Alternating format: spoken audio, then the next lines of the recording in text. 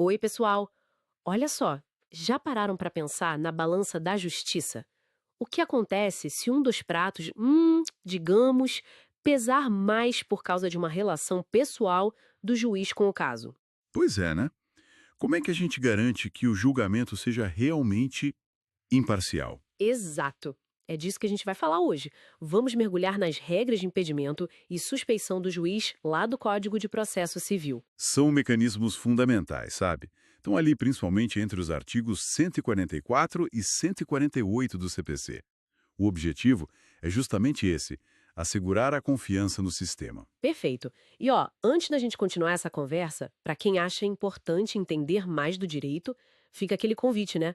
Se inscreve aqui, compartilha o conteúdo, conhecimento jurídico é poder. Com certeza. Então vamos lá. Começando pelo impedimento, artigo 144. O que seria isso na prática? O impedimento, ele lida com situações bem objetivas, sabe? A lei meio que presume, de forma absoluta mesmo, que a imparcialidade do juiz ali já está comprometida. Ah, então não tem discussão. É proibido mesmo ele atuar. Isso, é vedado. A lei veda que ele exerça as funções naquele processo específico. E que tipo de situação entra aí? Pode dar uns exemplos? Claro. Olha, um exemplo clássico é se o juiz já participou do processo de outra forma. Tipo, sei lá, como advogado de uma das partes, como perito, membro do MP ou até testemunha. Entendi. Se ele já teve outra função ali antes. Exatamente. Ou também, se ele já julgou aquela mesmíssima questão, só que em outro grau de jurisdição, né? Em outra instância. Faz sentido. E a questão de parentesco? Sempre ouço falar disso. Ah, sim. Essa é crucial. O juiz fica impedido se ele mesmo for parte, óbvio, ou se o cônjuge, companheiro ou algum parente, Parente até que grau? até o terceiro grau, inclusive. Isso pega tio, sobrinho, cunhado, seja parentesco de sangue ou por afinidade em linha reta ou colateral. Se algum desses parentes for parte ou atuar como advogado, defensor público, membro do MP, Aí o juiz está fora. Interessante isso do terceiro grau, né? Abrange bastante gente. sim. E tem um detalhe importante no parágrafo primeiro. Esse impedimento por causa do advogado parente só rola se o advogado já estava no processo antes do juiz assumir. Ah, para evitar que alguém coloque um parente de propósito para afastar o juiz. Exato. O parágrafo segundo veda justamente isso, criar um fato depois para causar o impedimento.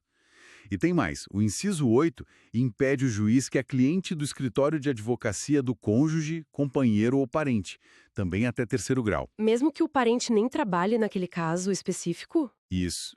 Mesmo que atue indiretamente. A ideia é cortar qualquer sombra de dúvida, sabe? Entendi bem o impedimento. Agora, e a suspeição, lá no artigo 145?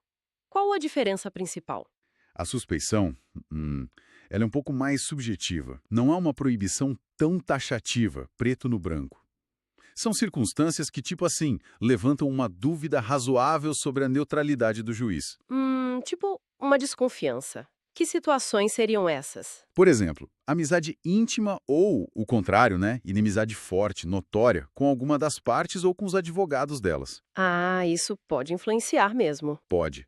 Ou ter recebido presentes de alguém interessado na causa antes ou depois do processo começar. Ou ter aconselhado uma das partes sobre o caso. E dinheiro na jogada. Dívidas, créditos, também entra. Se a parte for credora ou devedora do juiz, do cônjuge companheiro ou dos parentes deles, naquele mesmo esquema do terceiro grau. E de forma mais geral, né, se o juiz tiver algum interesse pessoal no resultado do julgamento para uma das partes. E tem aquela história do foro íntimo, né? Sim, parágrafo 1º. O juiz pode simplesmente dizer: olha, me declaro suspeito por motivo de foro íntimo. E pronto. Não precisa nem explicar o porquê. Ok. E se a parte é quem percebe uma dessas situações, de impedimento ou suspeição? O que ela faz? Ela tem que agir. Precisa apresentar uma petição específica, sabe? Bem fundamentada, explicando qual a hipótese legal, juntando os documentos que comprovam e, se precisar, até indicando testemunhas. E tem prazo para isso? Tem. E é bom ficar atento. A regra geral, lá no artigo 146, fala em 15 dias.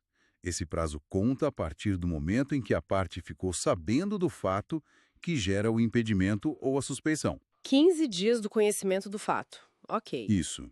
Mas olha a exceção. Se a arguição for contra membro do Ministério Público ou algum auxiliar da Justiça, o artigo 148, parágrafo 1º, diz que tem que ser na primeira oportunidade que a parte tiver para falar nos autos depois de saber do fato. Aí não são os 15 dias, é na primeira chance mesmo. Entendi. Prazos diferentes dependendo de contra quem é a alegação.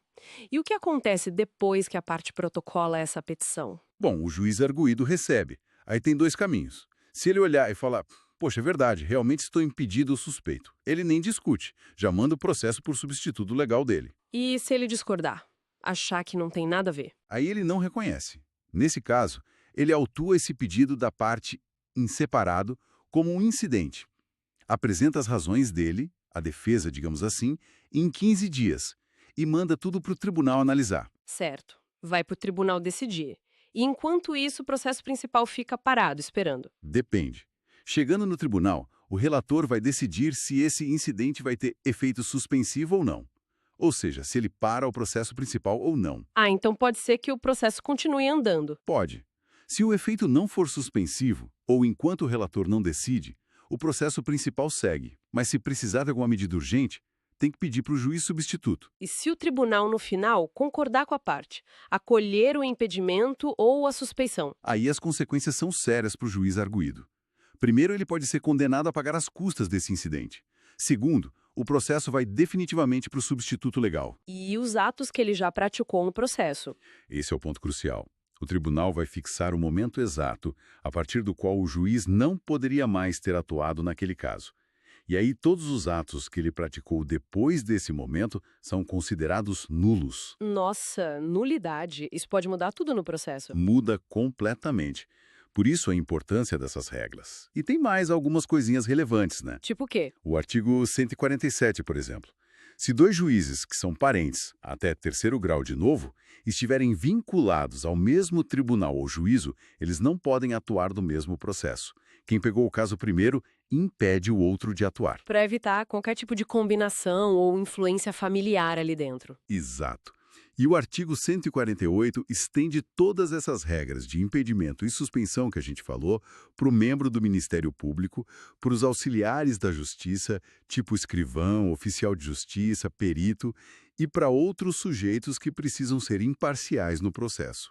E para alegar contra eles, o procedimento é o mesmo? É parecido, mas tem uma diferença importante. O incidente também corre em separado, mas via de regra, sem suspender o andamento do processo principal. O arguido MP, auxiliar, também tem 15 dias para responder. Ah, então o processo principal não para quando a arguição é contra o MP ou um auxiliar. Interessante. Isso, mas atenção para uma exceção importante, está no parágrafo 4º do 148. Essas regras específicas de processamento em separado e prazo de 15 dias não valem para arguição de impedimento ou suspeição de testemunha.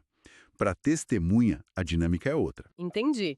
Então fica claro que o legislador tentou cercar de várias formas, né, para proteger essa imparcialidade. Sem dúvida. São regras essenciais, não só para garantir a justiça, naquele caso específico, mas para manter a credibilidade de todo o poder judiciário, né? A confiança da sociedade. Com certeza.